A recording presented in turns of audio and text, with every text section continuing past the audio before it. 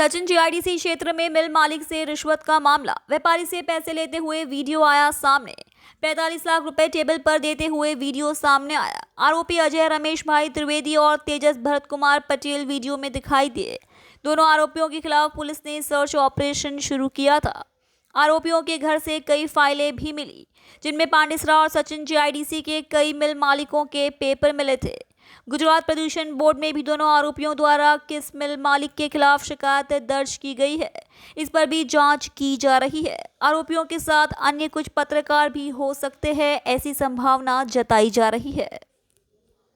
1 ફેબ્રુઆરીના રોજ Surat crime branch દ્વારા Sachin જીઆઈડીસીના director મહેન્દ્રભાઈ રાખોલિયાની ઓફિસમાં બે ઇસમો અજય ત્રિવેદી અને તેજસ પાટીલ 45 લાખ રૂપિયાનું એક્સટોર્શન કરતા કે જે અલગ અલગ સચિન ઇન્ફ્રા એન્વાયરમેન્ટ લિમિટેડ અને ગ્લોબ એન્વાયરમેન્ટ લિમિટેડ જે કેમિકલ વેસ્ટનો પ્લાન્ટ જે સચિન જીઆઈડીસીના અલગ અલગ ડાઇંગ મિલોના અને પ્લાન્ટમાંથી નીકળે છે એનો વેસ્ટ કલેક્ટ કરીને નીકળવાના છે, એના બદલામાં 45 લાખ રૂપિયા જે માંગેલા હતા લેવા આવતા પકડાઈ ગયેલા।